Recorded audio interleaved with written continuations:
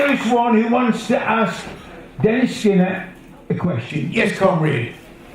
Dennis, I saw on your on the film before that you was talking about stem cell technology. Yeah.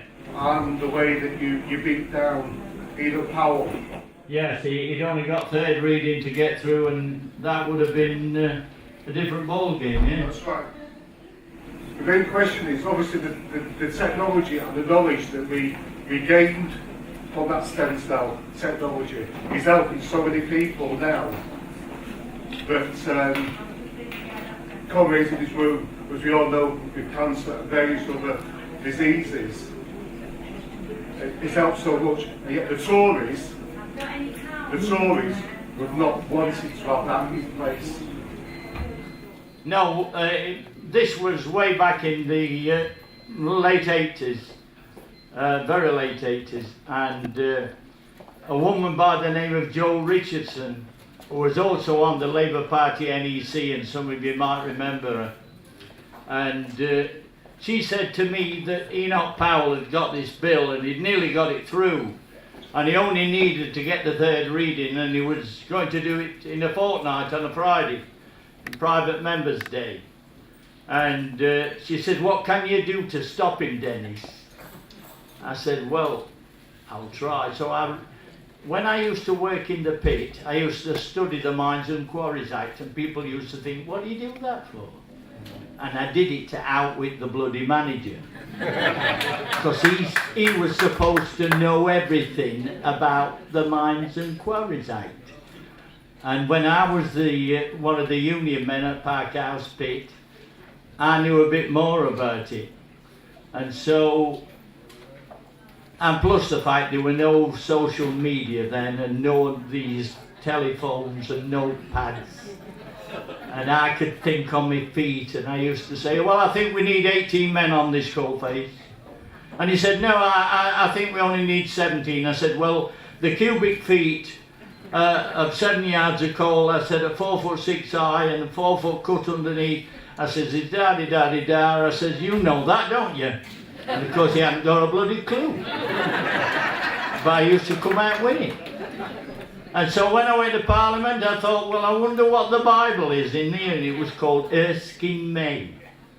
And I studied it, and it said a member may move a writ on any day, really. And I thought, that's me, a member. Well, normally a writ is moved by the chief whip of the party to whom the seat belongs to, before the death or whatever of the MP. But it said in Erskine May, a member. And I thought, I'll do that. And you see, moving a writ in Parliament takes precedent over everything else. So I thought, if I move it on the Friday, when Powell is going to do his business with the business of the stem cell research, to put an end to it.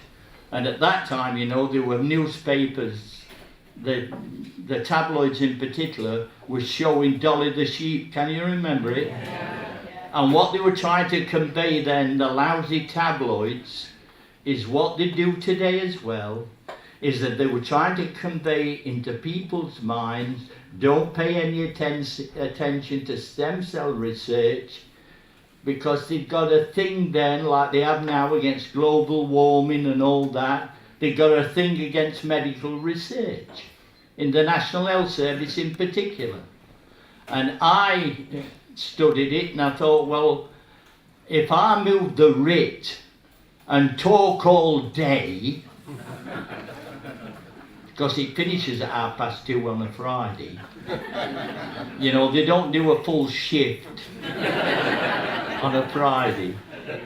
So I thought, if I move the writ and talk all day and allow everybody to come in and say, "Will my honourable friend give way?" And I'd will every time. And that's what we did. And I talked about every village in Brecon and Radnor. That's where the vacancy for an MP was, and that's the writ I moved, Brecon and Radnor. So I had to study all the villages in Brecon and Radnor, so I knew what I was talking about. And of course it went all day, and finally Enoch Powell was sat on the 5th row at the back, which was his normal seat, and he wandered down and he never uttered a word to me in his life, and neither I to him, because he was totally different colour to me.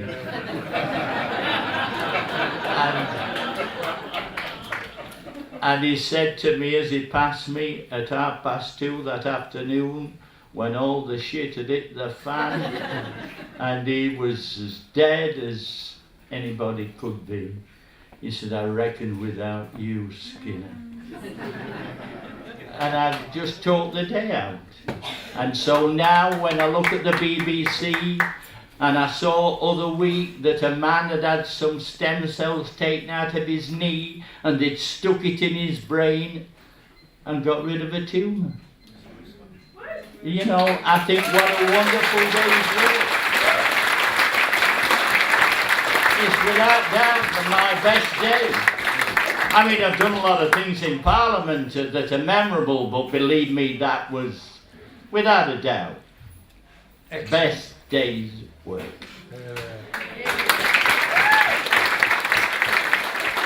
One of the things that Ken Loach was impressed with, and I've spoken to him a couple of times since then, was the questions and the contributions from the audience in November. So I'd like to get some, but just before I do, I just want to say a big thank you to Ian Stewart, who went to Dennis's house and brought him here today. Yes, he's late, but then again, Ian was always late. Just a nice round of applause.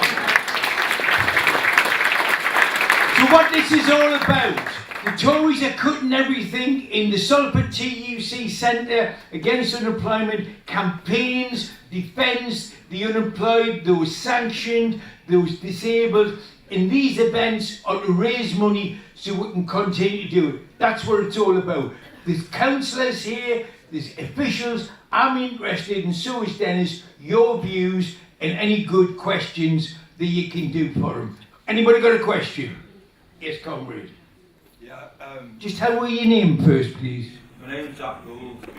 So the Labour Green Paper on Housing came out yesterday. Had a lot of pledges, had a lot of promises.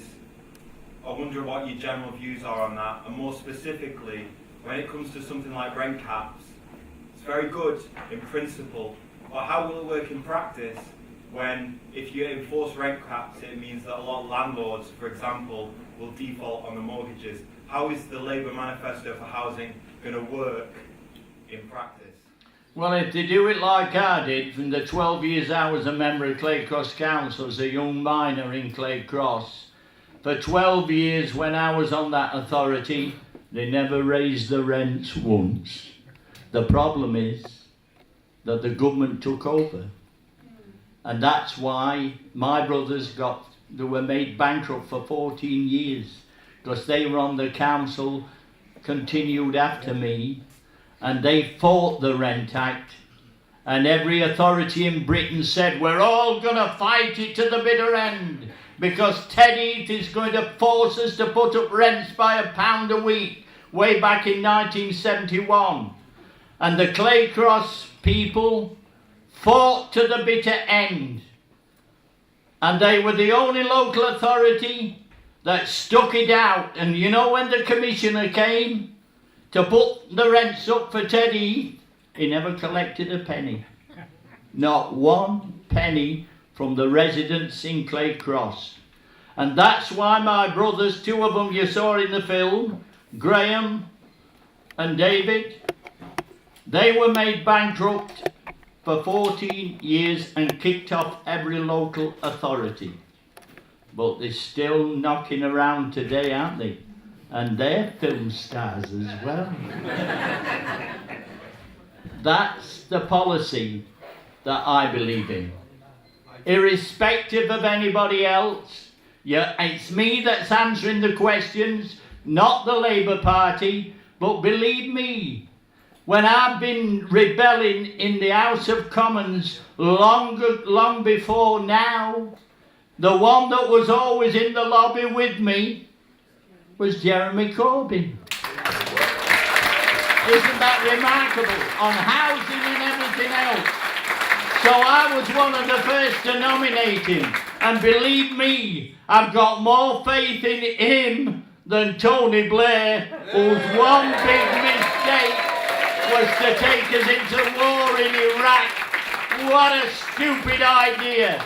150 odd of us voted against it. And Tony Blair, instead of being in Iraq, should have been building houses, because the more houses you build, the landlords then will find that the rents will be reduced.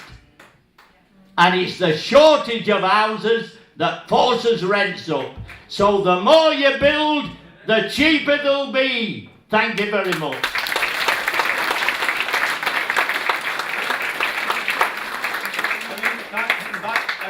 Just to respond, like, that's all well and good. Oh, I know you're going to argue forever. I mean, I can tell. Of course. Yeah, carry on. I don't give a shit. Yeah. Mate, neither do I. Like, you can say you can build 100,000 social homes a year. That works very, very well with your base. It's perfect. But in a system and a country where most people's capital is invested in their homes, you've got problems with these pledges. How is it going to work in practice? I'd love to know. In practice, if you build more houses as sure as night follows day, then the rents are going to be lower as a result. It's common sense. And that's why in those days, what I'm talking about when I was on Claycross Council, we built every single year until we were building more and more bungalows for the elderly. Believe me, just take it for granted. The more houses that are built, that means that the landlords haven't got the power if you don't build houses. It's common sense. Councillor Haynes, please. Thanks, Alex. I'd like to ask Dennis what he thinks about the hypocrisy that's taking place at the moment in this country. For example, we see the news at the moment where Assad in Iraq, whether he's a bastard or he's not, I'm not making that point, or Putin, and I don't agree with Putin in that sense, but what would your view, Dennis, when we, in the establishment and the Tory party and some others in this country, look at Russia, look at Assad as bastards, but the bastards in the Yemen, in Saudi Arabia, are murdering thousands and thousands in the Yemen, and not a thing he said about it. Well, there's one thing I think I ought to tell you. The difficulty in Syria is about the problem that existed in the Middle East for donkey's years. And a lot of people answering questions won't touch it with a barge pole, but I'm going to.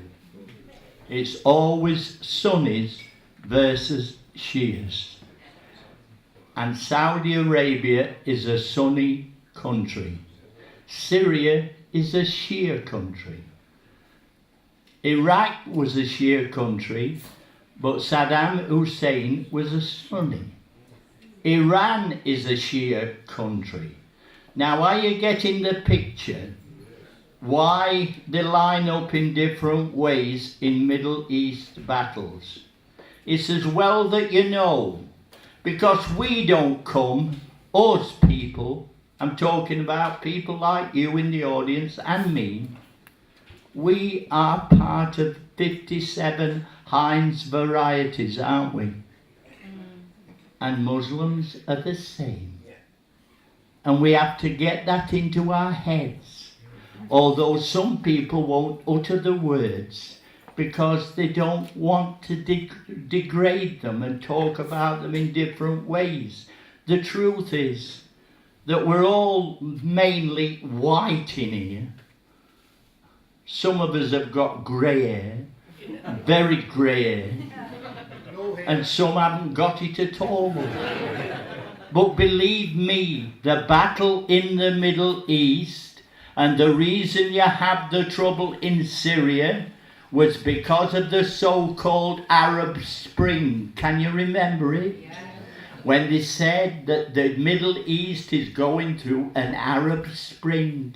First it was this country, then it was Egypt, then it was Tunisia, and then it was finally Syria. That's what it was. Believe me, at the end of the day, it's Shia versus Sunni. And isn't it funny that both America, Britain, and a lot of the European countries that sell arms, sell them in the main to places like Saudi Arabia and the Sunnis. I'll just leave you to guess. Sister? I'm just wondering, all your years of experience in politics, have you yet figured out why you have working class Tories? Well, I've not met any. Believe me, when I first went to Parliament, there were about 12 on the left. And then me and Neil Kinnock joined the Tribune group, and there were supposed to be 14, but I didn't work it like that. I think it was 13 and a bit. And so there's always been an ultra-right-wing group at the top of the Parliamentary Labour Party, and there's another one now. It's called Progress. And they're financed by Sainsbury's. Do you shop at Sainsbury's? I'm just telling you, just in case. That's where they get the money from. And they are the people who, by and large, cause, or they try to cause, Jeremy Corbyn a lot of heartache. Here we are, on the verge of beating those working class Tories. We're on the verge of getting rid of tedious Theresa and all her ilk. And yet there are some people in the Parliamentary Labour Party, I don't think there's any here, but you can never be sure, that they are more concerned about fighting within the Labour Party than fighting those Tories, working class Tories and all the rest. And it's time they did it. And it's a matter for you to make sure you let them know. I just wanted to ask Dennis, when is it coming to Leicester? Leicester? Yeah. I've been doing questions and answers on the film. Well, I've not done any on the film yet, because people are asking questions about any subject under the sun by the film that you've seen. I mean, I've got a pack of notes in my pocket about the film. We need you. I'll be going to Leicester when the Labour Party invites me. I have to tell you, it's not happened for a while. But I am doing Norwich next week. I'm doing Erewash. We've raised about between 50 and £100,000 for the Labour Party since the film was started. No big deal, is it? I mean, I'm waiting for a question about the film. Yes, sister? Dennis, have you bought a magnolia tree? No, I haven't bought a magnolia tree because I do pay a lot of attention to what happens in the countryside, and the reason why I walk the parks in London is because when I see the London parks, I think to myself, we should have a park like this in every town and city in Britain. They call them royal parks, and I'm wandering about in the royal parks on a regular basis, but I've never yet been to Buckingham Palace. I just want to put that in so that you understand. I stay on the grass. And so when I saw that magnolia tree, it was a man from Salford that pointed it out. It was Frank alone. And he used to be a big walker, was Frank. And he represented this area. And he said to me, do you want to go walk? He said, they're on Welsh matters today. I said, come on, let's go, Frank. And off we went. And he showed me this, and he showed me that, and he showed me the beautiful magnolia tree. And it's just at the side of the Jewish area in Hyde Park. And so I had a good look at it, and then I thought, well, I'll make sure that I see it when it's in full bloom. And I do it every year. It's part of my very living and breathing. Because I imagine I'm going to pick mushrooms as well, like I did in Derbyshire. There's 55 sweet chestnut trees in Hyde Park. I just tell you that en passant. And so I am, contrary to the idea that miners didn't like the fresh air, believe me, they did. When we came up the pit after 8 hours in the darkness and we saw that beautiful sun shining, a lot of miners like me would think I'm getting out in that before it's gone. And that's why a lot of miners flew pigeons. That's why a lot of miners had allotments. That's why a lot of miners had dogs and they went whipping and all sorts. It's because they wanted the fresh air. So don't believe that nonsense that the tabloids talk about from time to time, that miners were spent the time in the pubs. There'll be some, that's true. But believe me, most of them were like me. They got out into the fresh air in order to breathe that fresh air that existed as opposed to down the pit. That's what we did. And so when I came to London as a Member of Parliament and Frank says, do you want to have a walk up to Hyde Park? I said, yes, carry on. And we went as far as Kensington Palace Gardens once. And then it took about 7 miles in all. But I actually think you're inspired more outside than you are in 4 walls. I actually believe, and always have, that if you want to think about what you're going to say tonight or when you get back into Parliament, if you want to improve your imagination, you're more likely to see it amongst the trees and the birds and the bees and all the rest of it, and the magnolia trees and the camellias and the rhododendrons and all the rest of it. That's where you get imagination. As long as you don't bump into Andrew Marr and that guy. Although I did catch him trying to paint once. I said, you're as bloody hopeless as that, as supporting bloody Labour. Anyway, that stopped him painting. Sue Turner, I've got 2 parts to what I want to say. First of all, I spent this morning with Frank Alone's daughter, Barbara, and she sends her love and best wishes. Yeah, thanks. And secondly, you've served under numerous Prime Ministers, numerous Labour leaders. Tell me. We're hoping Jeremy can do it, but if not, after Jeremy, who? Well, I mean... Dennis for leader. Well, I mean, I thought somebody'd be daft enough to say that. I can tell you now, it wouldn't be me. I don't believe in patronage. I wouldn't hand it out to anybody. I wouldn't take it for myself, and I never have. I don't believe in it. When I got to Parliament, I was elected by the people. When you get to Parliament, your next step on the ladder, what is it? Patronage. And so it don't matter which Prime Minister it is, that's what it is. And then when you become a Privy Councillor, what does all that mean? It means that you can go and kneel in front of the Queen. Give me a break. No, there are some things that horrify me, and one of them is being members of an all-party group. And I think, you know, you've come to Parliament, you're a socialist, you're representing the Labour Party, and the first thing you do is go on a bloody trip with some Tories. The thought, when it gets into my head, I think, God knows what they're thinking about. So no, I don't join that mob at all.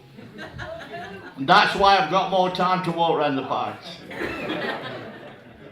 It's Mark here. I'd just like to ask you that the right-wing press and the establishment Yeah. are saying that anti-Semitism is rife in the Labour Party. What's your kind of views on that? Well, I don't hear it, but I know one thing that's happened, which has nothing to do with Labour Party, and that is the social media. That's brand new.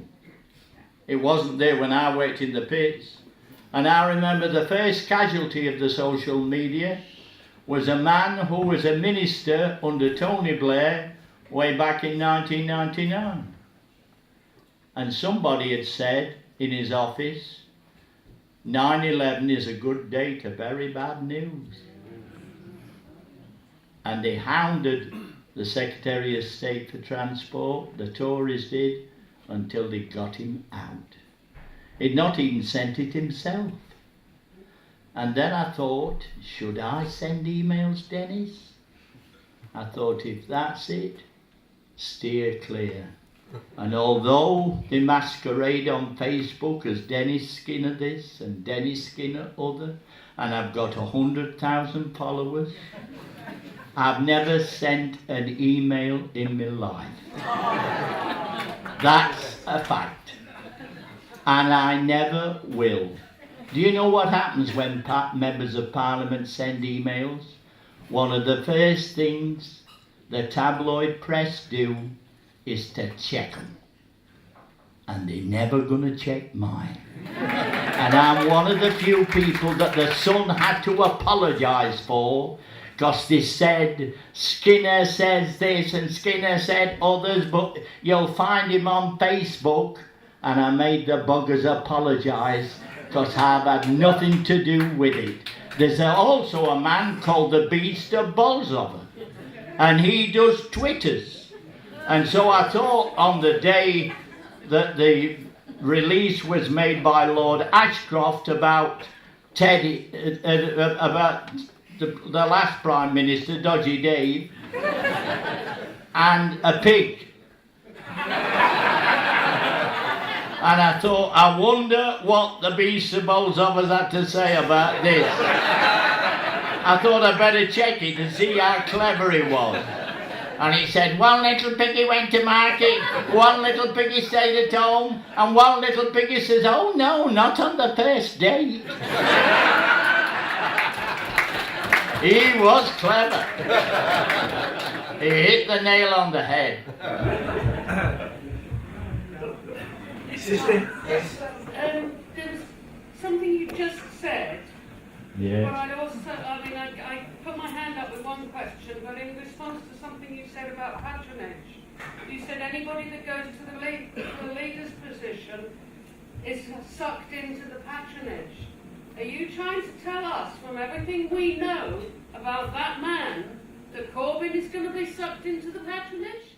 No, I don't believe he is. That's why I had that row with Emily Maitlis. Can you remember it? You might have seen it on the telly. Not the telly, on some website or whatever.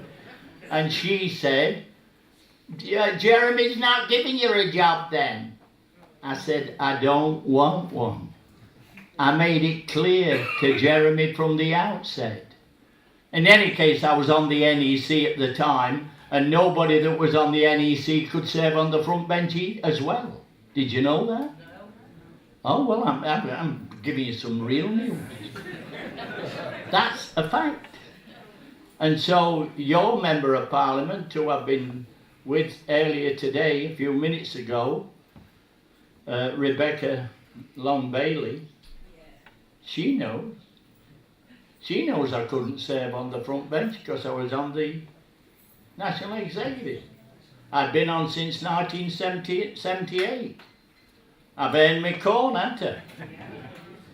So I couldn't be on the other job as well. So I told that Emily Maitlis, I said, you're supposed to be working for the bloody BBC, not Murdoch. I said, get your bloody facts right. You know why I'm not on that front bench. No, I've got nothing but admiration for those people that did do the jobs on the front bench, especially when some members of Progress thought they would leave Jeremy in serious trouble. Yeah. But some of them did two jobs at once. like David Anderson from the North East, who's now left. And he did Ireland and Scotland at the same time. So I've got nothing but admiration for him. We're being told that they're shitting on him again about this whole Syria thing, and that there were 18 of you guys that... 18 of what? The whole Syria and these... No, I thought you said you guys. I thought you were talking to me. You guys being... No, not you guys. Against. Yeah, there were 18... I'm nothing to do with that mob. Okay. I've just told you.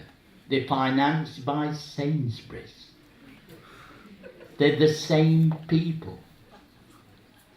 No, yeah.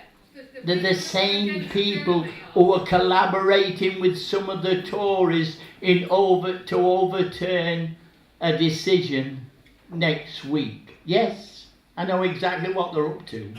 But the 18 people I was talking about was Jeremy, Diane Abbott, who voted against the war before. Yeah. And who are standing against it now. Yeah. And they're being shut on again.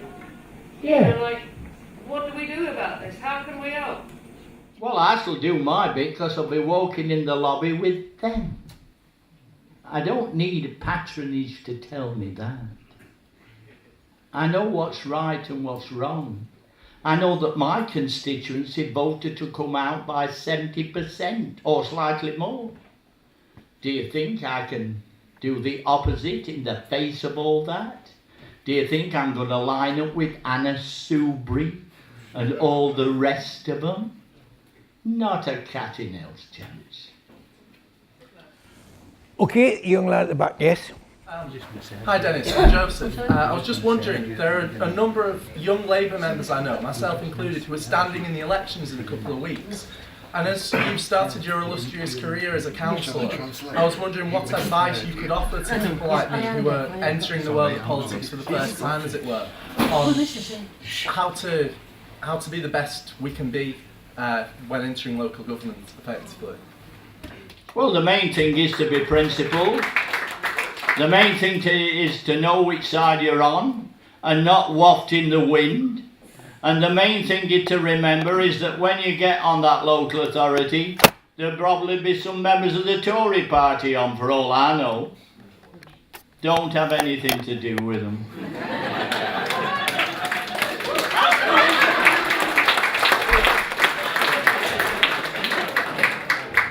Yes, sister. Yeah, my name's Jackie, I'm from Leicester. There's a big Leicester crowd in today. Three things. First of all, I've got my mum and dad here and they're lifelong supporters of you and I really want to photograph with you after this. Yes, well that's easy. I mean, when I was at Labour Party conference now, since the social media began, all I've got to do is to just stand there and they have selfies. I mean, all day long. The second thing I want to ask is... So that will take place at the end of this thing, yes. Right, I want to invite you to Leicester because we're trying to set up an unemployed workers place like this. Yeah. I want to invite you to Leicester. And the third thing is, I just want your thought, because I feel like we're living in a really dangerous world at the moment, and I just want to know what you think about Donald Trump. He's a fascist. I mean, when I said it in Parliament, I mean, when I lived through the Second World War, and when they used to bomb Sheffield, because that was the city of steel, and if they had a few bombs left, they used to try and hit the Claycross railway line, because there were two junctions, one to Derby and one to Nottingham, and we used to go in the lobby hole, because my mother had 9 kids, and she said, the reason for that is that your dad had only got to spit at me and I conceived.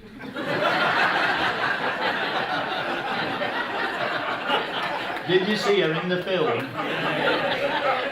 I mean, I thought it was a very good a picture of my mother. It's one of the most enduring memories for me of the film. Because I didn't realise that Dan Draper, the director, had found that copy. But it was all about when my 2 brothers were involved in the Rent Rebellion and my mother had sort of been invited to make comments. So yeah, I thought it was wonderful. But my mother, as I say, my mother had 9 kids and then she finished up with Alzheimer's and she couldn't remember any of our names. And that's when I did the singing in the on the miners' welfare, because I had this funny idea in my head that if people stuttered when they talked and didn't stutter when they sang, it must come from a different part of the brain. And I thought, I'm going to test my mother. And I sang that song which you heard in the film about that posh man living in that posh place and singing to the photograph of his late departed wife. If those lips could only speak, and those eyes could only see, if those beautiful golden tresses were there in reality, would I only take your hand as you did when you took my name? But it's only a beautiful picture in a beautiful golden frame. And my mother joined in, and I knew at that moment it was like stem cells all over again. I thought, I'm right. And I told my brothers when I got home, I said I've had my mother singing on the miners' welfare. And one of them, who was in the film, said, does they know that bloody trouble, Dennis? He says, there's been down Parliament that bloody long, the brains addled. And so I said, well, I've got news for you. I'm on Desert Island Discs in January or February, and the first song I'm going to dedicate to my mother, and it's going to be that one, If Those Lips Could Only Speak. I says, and I'll bet you now, get me mother around that radio and she'll join in, and she did. And that's why I now go to the early dementia classes in the Bolsover area, and I'm still singing those old songs.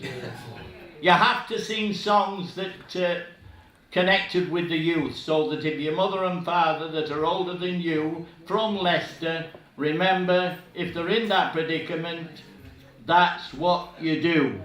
Sing songs that are applicable to their youthful days, and they'll join in. Yes, comrade. I'm for retired member set from Unison. I'd like to ask that if you don't think that Jeremy will win the next election. I didn't say that. No, I said if he doesn't. Oh. Right. And what do you think will happen with the NHS? And secondly, do you think that Jeremy Hunt should be locked up for his conditions with Well, personally, I don't think Jeremy Hunt should be there in that job at all, quite frankly. I mean, when you consider that this man is making a ton of money with housing and all the rest of it, I doubt whether he fits the ideal that's supposed to be applicable to every minister of the Crown, that he can make money on the side. And he's the same man, by the way, doing the junior hospital doctors' strike. He's the one who came in with that soft grin on his face, and I told him to wipe the bloody smirk off. And the junior hospital doctors who I met on the picket line when I went in for some more trouble with my heart to St Thomas's Hospital, do you know what happened? I spent the whole day in St Thomas's Hospital reliving the memories of being on the picket line with the same junior hospital doctors that I'd done 2 years before. It was wonderful, and I forgot all about my pain. And I got out at 9 o'clock at night. Next question is from Ian Hansen, who is a sacked and victimised miner. Tremendous comrade, Ian. Worker. Yeah, that's not a job I've had. No. In the film you talked about the impact solidarity had on you when you were younger, and obviously a lot of people going into work for the first time now are going into workplaces where there's no union. How do you think we can rebuild that sense of solidarity? Well, you have to have people like the ones that we were talking about coming with Ian Stewart, and we were talking about blokes like Mick McGecky. He was a wonderful man during the pitch strike and before. You've got to have union people that truly represent workers. Now, I'm not going to go into the pros and cons, but my recollection of trade unionism was that I was one of 700,000 miners at the end of the Second World War, working down 700 pits in Britain. Now, I don't want you to get the impression that I'm saying it was a wonderful job. It was hard work and it was painstaking, but believe me, the solidarity in the pits was worth a guinea a box. You could smell it. And that's why when we went on strike, it was never a surprise to me, because I knew that the solidarity that existed was so powerful that they would come out. And so, if we said in the pit canteen, we're going to stop the wheels today, you'd have to find a few more words than that. But believe me, we would stop the wheels.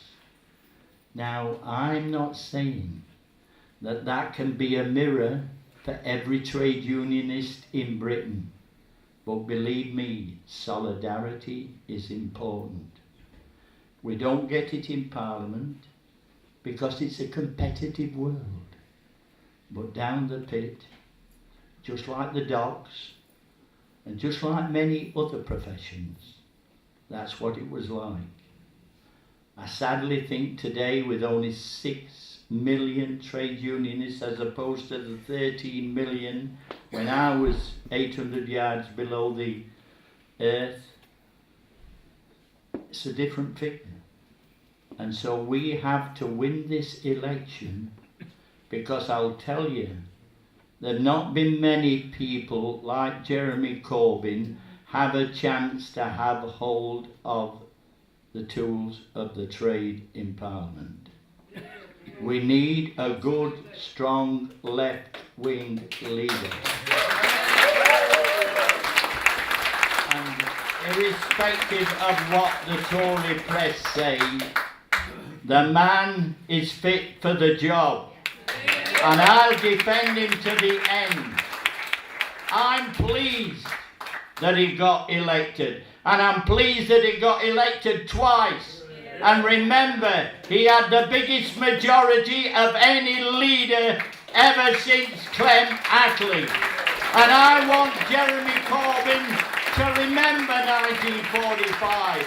I want him to work on the same kind of manifesto that they had then when they built the health service. Now we've got to build it again. They're cutting the schools left, right and centre. We've got to give them money when Jeremy Corbyn becomes the leader. We have to do it right across the board.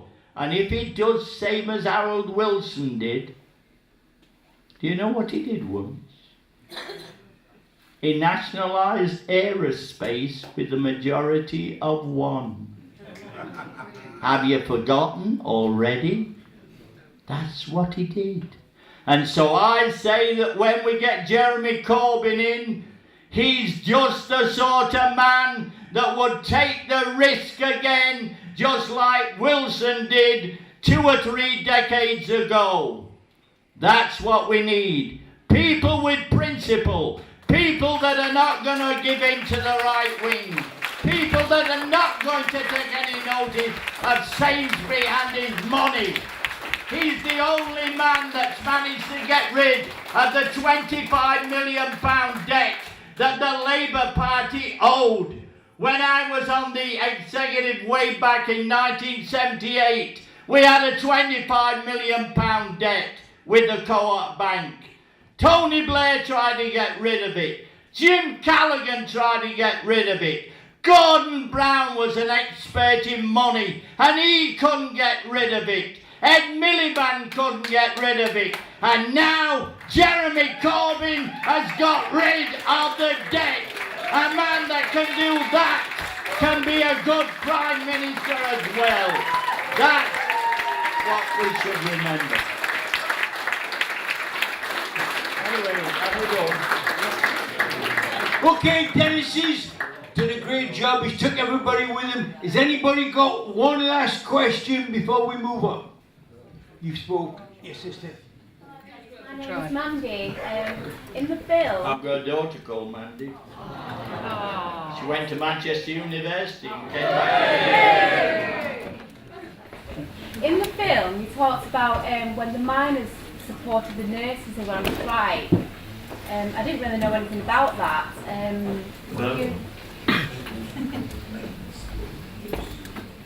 Yeah, they did, yeah. We had a day because the nurses said they couldn't strike because of the job that they had at the time, and the miners' union right around the country, including Lancashire, yes, they went on strike for a day. And one of the things that the Tory government has done is to stop trade unionists from doing that ever again.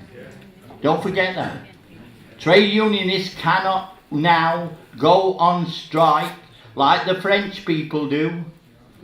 I mean, they've got a system that's much better than ours. I mean, they down tools about anything and everything. I'd be all in favour of that. But yes, we did strike on behalf of the nurses. So, comrades, you've heard Dennis, you've applauded him, and there's been a few times people have said, what can we do? What you've got to do is to make sure that the members of Parliament who aren't supporting Jeremy Corbyn, that you give them a rough time and you deselect them. That's what you've got to do. You've got to make sure that you elect people similar to Jeremy, similar to Rebecca, similar to Angie, that we get them into Parliament. You can't mess around with this. If you don't this time, we will have serious problems. Jeremy Corbyn is a socialist. The media and the Tories are terrified of him. That is why there's so much rubbish going on. You've heard Dennis's analysis. Anybody who can fix the Labour Party financial problems has got to be a magician. This man is a magician. Comrades, put your hands together and thank Dennis for coming.